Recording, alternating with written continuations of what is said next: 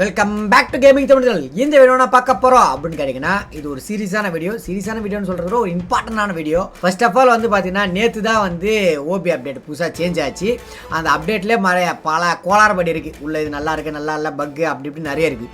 சில ஒரு மெயின் பக்கு என்ன அப்படின்னு கேட்டிங்கன்னா இந்த பிசி பிளேயர்ஸுக்கு தான். ஸோ மொபைலில் நீங்கள் ப்ளே பண்ணுறீங்க அப்படின்னா உங்களுக்கு பெருசாக எந்த ஒரு பிரச்சனையும் இருக்க போகிறது கிடையாது. அதான் கேமுக்குள்ளே இருக்க பக்கு தான். ஆனால் நீங்கள் பிசியில் விளாட்றீங்க அப்படின்னா ஒரு பஞ்சாயத்து இருக்குது. என்ன அப்படின்னு கேட்டிங்கன்னா நம்ம ஐடியா வந்து பேன் ஆகுது. ஸோ ஐடி பேன் ஆகுதுன்னா முதல் நாள் வந்து ஒரு ஐடி வந்து பார்த்திங்கன்னா கூட இருந்தவங்களுக்கு வந்து ஒரு ஐடி வந்து பார்த்திங்கன்னா 7 நாள் பேனும், இன்னொரு ஐடி வந்து பார்த்திங்கன்னா எவ்வளோ பேன் ஆச்சுன்னே தெரியல, எத்தனை நாள் பேன் ஆச்சுன்னே தெரியல.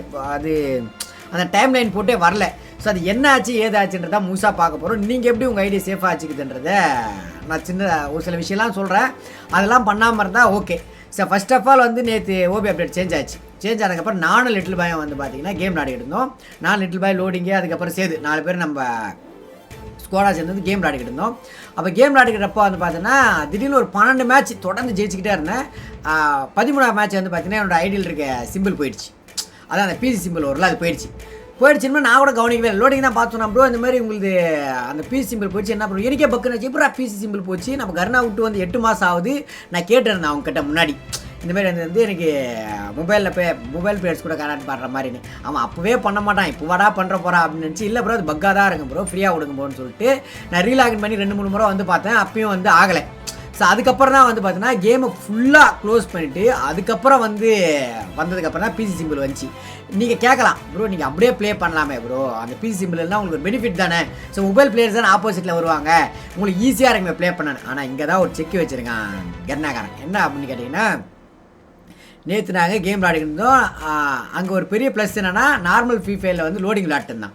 அதனால் வந்து பார்த்தீங்கன்னா எங்களை டிடெக்ட் பண்ண முடியல. ஏன்னா பிசி பிளேயர்ஸ் 2 பிசி பிளேயர்ஸ் தான் நாங்கள் விளையாடிக்கிட்டு இருந்தோம். அதனால் எங்களுக்கு எந்த ஒரு பிரச்சனையுமே கிடையாது.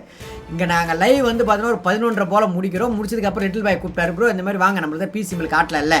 இந்த பி சிம்பிள் வந்து ஆக்சுவலி நாங்கள் நினச்சது என்ன அப்படின்னா இது ஒரு பக்கு. இது வந்து எனக்கு தெரிஞ்சு ஒரு 3-4 சீசனாக 1.5 வருஷத்துக்கு முன்னாடி வந்து இதே மாதிரி ஒரு சம்பவம் நடந்துச்சு. என்ன சம்பவம் நடந்துச்சுன்னா சீசன் மாறின அன்றைக்கி வந்து பிசி சிம்பிள் போயிடுச்சு.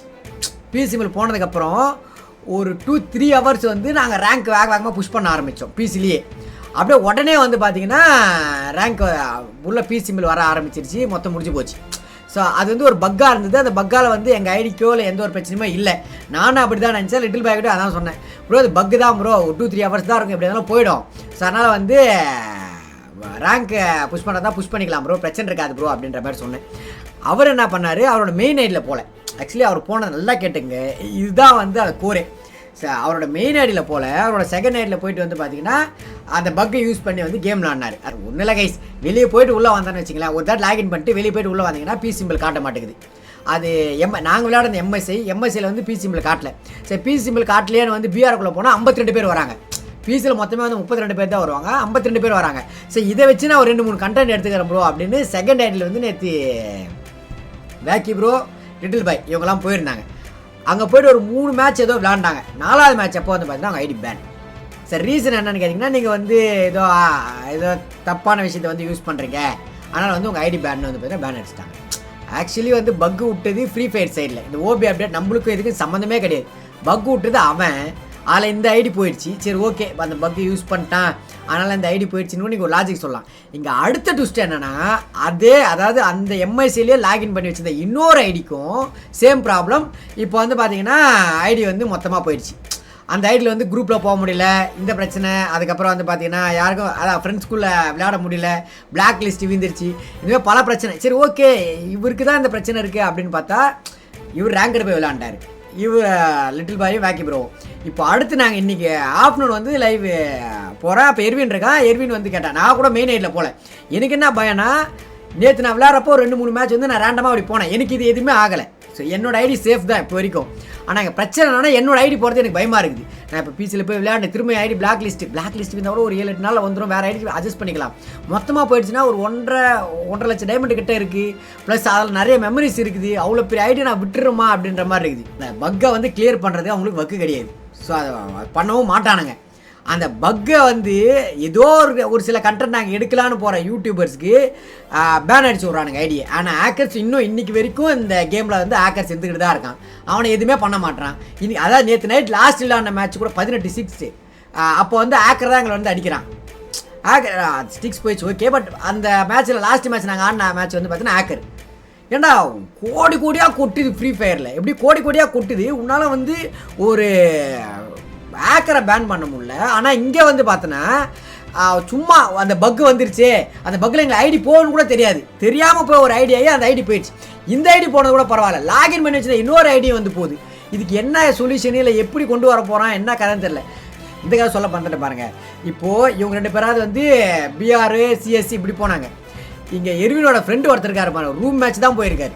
அவர் பிசி சிம்பிள் காட்டில் ரூம் மேட்ச் போயிருக்காரு. அவருக்கு போனால் அவரோட ஐடியும் வந்து பார்த்தீங்கன்னா இந்த பிளாக் லிஸ்ட்டு ஐடி பேனு 7 நாளைக்கு. இது என்ன கதை எப்படின்னு தெரில. சப்போஸ் யாருன்னா வந்து விபேட்ச் பிளேயர்ஸ் பார்த்துக்கிட்டு இருந்தீங்கன்னா நான் வந்து சொல்லிட்டேன், பிஎஸ் கிட்ட சொன்னேன், பிஎஸ் இந்த மாதிரி ஆகுது பிஎஸ், ஏன்னா நானே ஒரு விபேட்ச் பிளேயர் தான் இருந்தேன், அவங்க மேலே சும்மாலாம் போய் ப்ளைம் பண்ண முடியாது ஓகே. ஸோ அங்கே என்ன ரியாலிட்டின்னு எனக்கு தெரியும். நான் பிஎஸ்க்கு போய் சொன்னேன், இந்த மாதிரி ஐடியெலாம் பேன் ஆகுது பிஎஸ், இது கொஞ்சம் இன்ஃபார்ம் பண்ணிவிட்டு முடிஞ்ச அளவுக்கு வந்து பார்த்தீங்கன்னா அந்த மாதிரி ஐடியா பேன் ஆகலாம் எடுத்து கூட சொல்லு பிஎஸ் அப்படின்னு சொல்லியிருக்கேன். சரி ஓகே அப்புறம் நான் பேசிட்டு வரேன்னு போயிருக்கேன். அப்புறம் நான் இப்போ தான் கால் பண்ணிட்டு வச்சிட்டேன். இருந்தாலும் நான் ஏன் இந்த வீடியோ இப்போ நான் அப்லோட் பண்ணுறேன் அப்படின்னு கேட்டிங்கன்னா, சப்போஸ் உங்கள் சுற்றி இருக்கிறவங்களோ இல்லை வேறு ஏதாவது வந்து பக்கோ இல்லை இந்த மாதிரி பீஸ் சிம்பிள் காட்டலையோ நான் ஆடினாங்கன்னா அவங்களுக்கு 7 நாள் ஐடி பேன் ஆகிடும். தயவு செஞ்சு வந்து பார்த்தீங்கன்னா அவங்க கூட சொல்லி அதை ஸ்டாப் பண்ணுறேங்க. இவங்க ஸ்டாப் பண்ணுவாங்களான்னு எனக்கு தெரில. நான் அவங்க கூட ஒரு சின்ன இன்ஃபர்மேஷன் மாதிரி சொல்லி நான் வந்து பார்த்தீங்கன்னா ஸ்டாப் பண்ணிக்கிறேன். அவ்வளோதான் மக்களே. இப்போ இது லிட்டில் பை ஐடி வருமா வராதா என்ன கதைன்னு தெரில.